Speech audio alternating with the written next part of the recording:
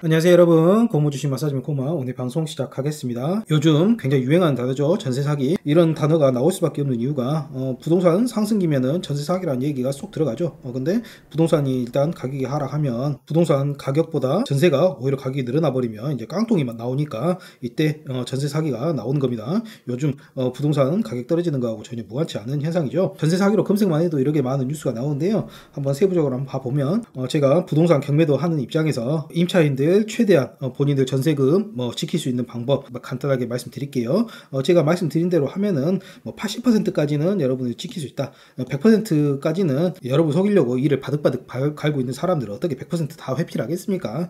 20%는 이제 도저히 그 사람들은 막을 수가 없고 한 80% 정도는 그래도 안정적으로 방어할 수 있다. 그 정도로 보시면 되겠어요. 그 방법도 굉장히 수월하니까 제 구독자분들 나이대가 40대, 50대, 60대 이렇게 좀 중년분들이 많으시거든요. 본인들 이제 자녀들도 사회생활 하기 시작하면 제일 처음에 월급도 받고 월급 받으려면 또 이제 집부터 구해야 되지 않겠습니까? 이제 보통 이제 전세로 많이 구할 텐데 이거 기억하셨다가 자녀들 집 구할 때에도 좀 참고하셨으면 좋겠어요. 굉장히 많은 전세 사기에 관한 뉴스가 있는데 여러분도 한 건 이상씩 다 들어보셨을 거예요. 대충 조명만 한번 살펴보면 전세 사기가 인생 수업 2030 울리는 깡통 전세 어떻게 피할까? 이제 보통 40 이상 중년 이상 되면은 집 구할 때 등기부등 부분도 보고 경매에 대한 기본 상식도 있고 그렇기 때문에 좀 이런 사기에 걸려들릴 염려가 없는데 좀 젊으신 분들은 사회생활 경험이 그다지 약하다 보니까 법에 대해서도 잘 모르시다 보니까 이런 거 걸릴 가능성이 좀 높죠. 그런 분들 뉴스에 나와 있는 거고, 혹시 내 집도 깡통 전세 보증금 지킬 방법은, 깡통 전세라는 말은 이제 부동산 하락기에 나타나는 말이죠. 부동산 상승기는 거의 대부분이 이제 깡통 전세가 아니고 언제나 전세이기 때문에 크게 상관없지만 요즘 같은 하락기, 금리 인상이 되면 부동산 가격은 떨어지고 지금 부동산 가격이 계속 떨어지는 와중이니까 깡통 전세는 늘어날 수밖에 없겠죠, 여러분. 그러면 지킬 수 있는 방법 한번 같이 한번 살펴봅시다 이 말입니다. 여러분이 전세금을 지키려면 주택임대차 보호법, 이게 핵심이에요 여러분.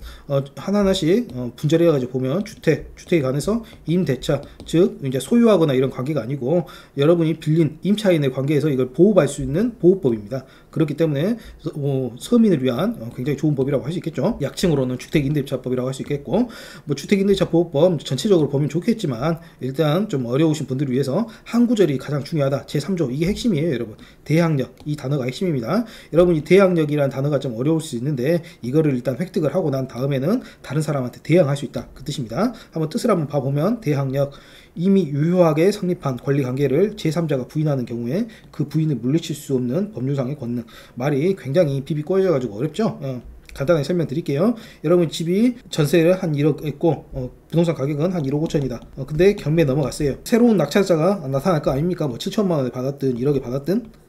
그러면 여러분이 여기에 있는 대항력, 선순위 입장권으로서 대항력이 있으면 여러분이 전세금 1억을 배당금으로 받지 못하게 해도 새로 인수한 낙찰자가 여러분의 전세금을 책임지고 여러분한테 줘야 되는 거예요. 그렇기 때문에 대항력이 제3자라는 말이 나오는 겁니다.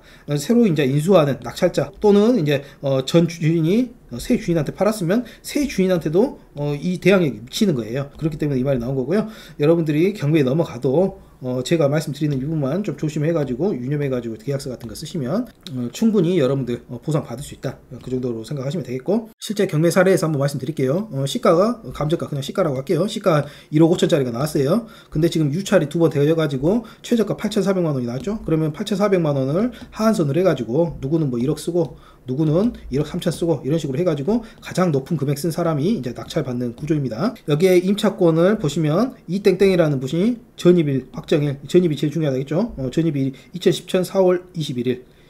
이 날짜가 굉장히 중요한데요. 소유권은 어차피 주인이니까 필요 없고 그냥 근저당권이 정땡땡, 보통 이제 무슨 은행 이런 식으로 은행이 근저당권 잡는데 개인이 잡아놨네요. 좀 독특하네요. 하여간 정땡땡씨가 2017년 11월 8일, 여러분 이 날짜가 굉장히 중요합니다. 전입 날짜하고 근저당권 설정 날짜하고 비교해가지고 전입 날짜가 먼저 있지 않습니까? 그러면 이분 같은 경우에는 배당금을 전체 받을 수 있다. 워낙 날짜가가 떨어져가지고 배당금을 전체적으로 못 받으면 그 남는 차액만큼 새로운 인수자, 낙찰자한테 요구할 수 있다. 그러니까 손실이 솔직히 말하면 전혀 없는 거죠 여러분. 한번 구체적으로 살펴보면 보증금 차임이 이분 같은 경우는 1억 1,500만 원으로 이 아파트에 들어가신 거예요. 근데 예상 배당액이 지금 8,400만 원에 낙찰된다고 예상하면은 한 300만 원 정도는 경매 비용, 그러니까 이제 경매하려면 신문에 광고도 때리고 여러 가지 이제 경매에 들어가는 비용이 생길 거 아닙니까? 감정도 해야 되고 그런 비용도 한 300만 원 빼면은 전액을 이분이 가져가는 거예요. 한 8,100만원 되죠? 그러면 이제 1억 1,500만원에서 8,100만원 이분은 이제 받아갔어요. 임차인이. 그러면 남는 돈은 3,400만원이죠. 이 3,400만원만큼을 이제 새로 낙찰받는 사람이 이 사람한테 지급해야 되는 그런 의무가 생깁니다. 그게 바로 대항력이고요. 제일 중요하기 때문에 경매에서도 대항력이 가장 오른쪽 첫 번째에 나와 있죠. 이게 가장 중요하다. 이제 입장 바꿔놓고 생각해보면 낙찰 받으신 분은 이제 이거 생각 못 해버리면 자기는 법원에다가 8,400만원에 낙찰을 받았다 치면은 8,400만원만 법원에다 내면 끝이다 이렇게 생각해버리면 이분 굉장히 큰일 나죠. 8,400 플러스 임차인이 못 받는 배당 차이까지 이분이 전부 다 내포해야 됩니다. 그렇기 때문에 3,400만원 추가로 하면은 이분이 실제적으로 1억 1,800만원에 인수를 하게 되는 거죠. 근데 주의하셔야 될 게 있습니다. 이분 같은 경우에는 배당 비용만 빼고 그대로 이제 8,100만원이 이분이 받게 되는데요. 만약에 그 아파트에 당해세, 뭐 국세죠. 국세 같은 게 걸려 있거나 임금 채권이 걸려 있거나 그러면은 이분이 배당액이 줄어가지고 한 3,000만원 1억에 받았다 쳐봅시다. 3,000만원 빼면은 못 받은 금액이 8,500만원이죠. 그러면 새로운 낙찰자가 8,500만원을 이분한테 줘버리는 거예요. 그렇기 때문에 경매하시는 분들 잘 보고 하셔야 되겠고 반대로 말해서 임차인 같은 경우에는 뭐 솔직히 뭐 걱정할 필요가 선수 임차권자가 됩니다면 거의 없다. 뭐 그런 식으로 보시면 되겠고요. 근데 이제 날짜가 중요하다 그랬죠. 날짜가 이제 비교해가지고 전입일이나 확정일이 늦어버렸다. 근저당 것보다 그러면 이분 같은 경우에는 배당을 아예 못 받는 경우가 생기고 만약 대항력도 없어버린다. 그러면 이제 여러분들이 생각하는 법원 경매에서 한 푼도 못 받고 쫓겨나는 그런 일이 생길 수가 있는 거겠죠. 다시 주택임대차 보호법으로 돌아와서 제일 중요한 말은 임대차는 그 등기가 없는 경우에도 주택인도 이제 점유란 말이거든요. 점유란 말이 별게 아니고 그냥 열쇠 열고 들어가가지고 안에 살고 있으면 이제 점유. 그리고 주민등록을 마친 때는 즉 전입신고죠. 전입신고를 하면은 그 다음날부터 이게 제일 중요한 말인데요.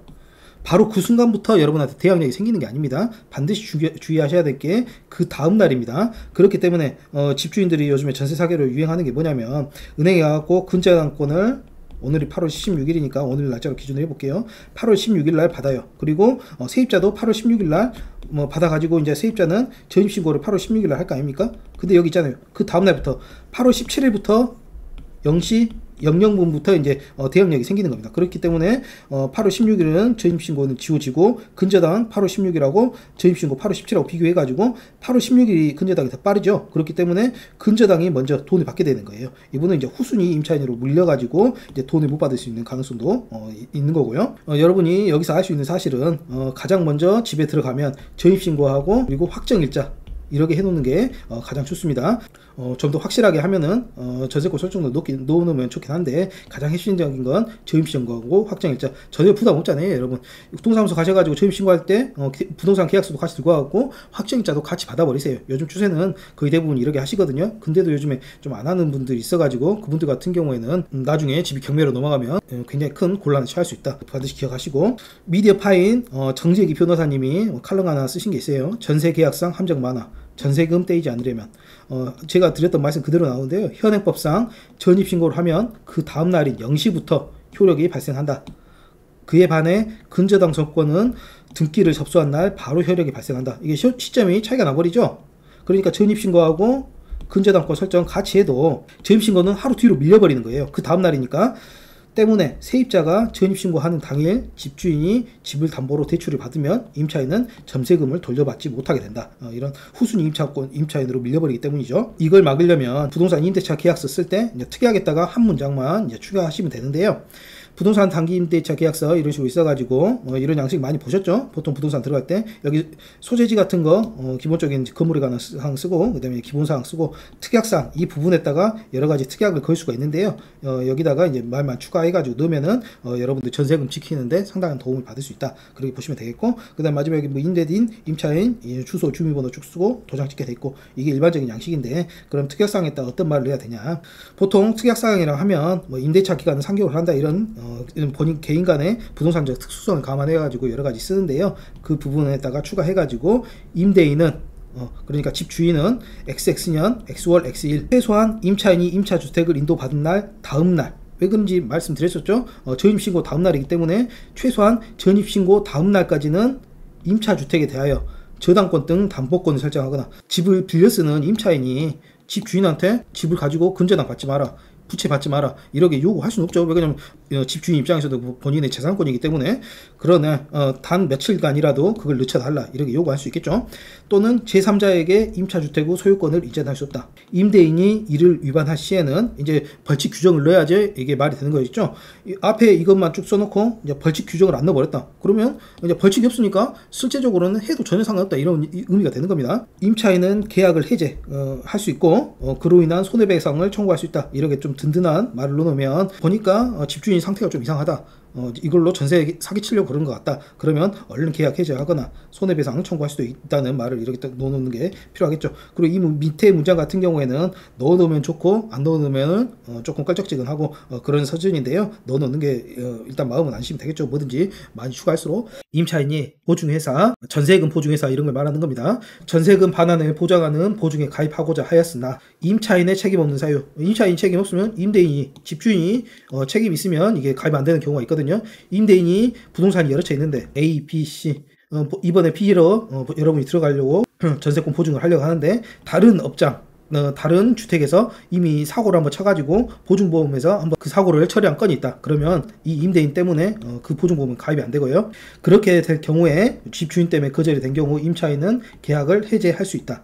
이런 문구를 넣어놓으면 혹시 경매에 넘어가면 집 빌린 사람 입장에서는 첫째로 보증보험에서 돈을 돌려받을 수 있으니까 굉장히 안전하겠죠. 그리고 또 보증보험을 거절하는 핵심적인 이유가 깡통주택 같은 경우에요. 이제 보통 주택 가격이 선순위 채권, 전세보증금 하면은 이게 좀 안정적이라고 볼 수 있겠죠. 깡통 주택 같은 경우에는 주택 가격이 빚보다 더 적어버린 거예요. 그러면 집주인 입장에서는 주택 가격이 굉장히 많이 떨어지니까 차라리 빚 안 갚고 그냥 이걸 경매로 넘겨버리는 거예요. 집주인 입장에서는 나은 선택지가 될 수 있기 때문에 집에다가 빚만 이렇게 잔뜩 걸어놓고 그 상태로 유지시켜버리는 겁니다. 그러면 이제 보증보험에서도 이런 주택 가격이라든가 선순위 채권 이런 거 다 검사를 하거든요. 이거 검사해가지고 이제 깡통이다. 그럼 보증보험회사에서도 이거 보증보험 안 된다. 이런 식으로 딱 X자 그어버립니다. 그럼 거절될 경우에는 마찬가지로 여기 벌칙이 있죠. 계약 해제하시면 되니까 이런 규정을 넣어놓는 게 상당히 많은 도움이 되겠죠. 그리고 가해로 전세 주의하다 보면은 한도 끝도 없지만 좀 핵심적인 사항 좀 알려드리면 부동산 요즘에는 직접 거래가 많아가지고 사진만 보고 계약하는 경우도 굉장히 많다 그러더라고요. 근데 직접 찾아가가지고 하다못해 보일러라도 잘 틀어진가, 물은 잘 나오나, 어디 하자 손댈 곳은 없나 이런 거 굉장히 꼼꼼히 확인을 하셔야 되겠고, 등기부등본 700원이면 대법원 사이트에서 연락 가능하거든요. 띄워봐가지고 앞에 뭐 가압류라든가 압류라든가 근저당권이라든가 굉장히 많이 걸려있다. 그러면 그런 물건은 깡통될 확률이 많기 때문에 X표 그어버리는 게 가장 좋겠죠. 기본적인 사항인데 집주인 신분증 반드시 확인하셔야 됩니다. 일단 사기치려고 했으면 집주인 대신에 집주인 이름으로 해가지고 제3자가 나와버려요. 제3자가 나와가지고 부동산 계약서 칠해버리면 이제 임차인 입장에서는 실제로는 집주인하고 계약하는 게 아니죠. 그렇기 때문에 그야말로 사기라고 볼 수 있겠죠. 그러니까 반드시 기본적으로 사회초년생들이 집주인한테 신분증 보여달라 이런 말 못하시는 분 많은데, 여러분은 권리 지키려면 이거 한번 사소한 습관 확인으로 몇 억씩 날릴 수 있으니까요. 전세 같은 경우에 보통 한 1억 몇 억씩 하지 않습니까? 그렇기 때문에 신분증, 이게 당연한 거니까 신분증 확인해달라고 얘기하시기 바라겠고, 그 사람이 맞는지 사진하고 뒤져도 확실히 해야 되겠죠. 그리고 뭐 점유하고 전입신고는 거의 같은 개념입니다. 일단 들어가고 문 잠가버리면 점유가 되는 거니까 일단 점유는 했다 치고, 그 다음에 전입신고 반드시 하셔야 되겠고, 확정일자까지 먼저 선순위로 받아놓는 게 중요합니다. 이러면은 대항력이 현색이 돼요. 나중에 경매로 넘어가더라도 배당도 받을 수 있고, 배당 못 받는 것은 너 낙찰자 집 새로운 소유주한테 그 대항력만큼 돈을 받을 수 있기 때문에 뭐 굉장히 안전하다 그렇게 볼 수 있겠죠. 여러분 고마워 함께하는 고무주식엔 재테크, 오늘은 전세 사기 때문에 굉장히 많은 안타까운 사연들이 있어가지고 그 예방하는 방법 간단히 한번 살펴봤고요. 가운데 구독 좀 눌러주시고 좋아요 구독 알람까지 꼭 좀 부탁드리겠습니다. 사랑합니다. 고무주식 마사지맨이었습니다.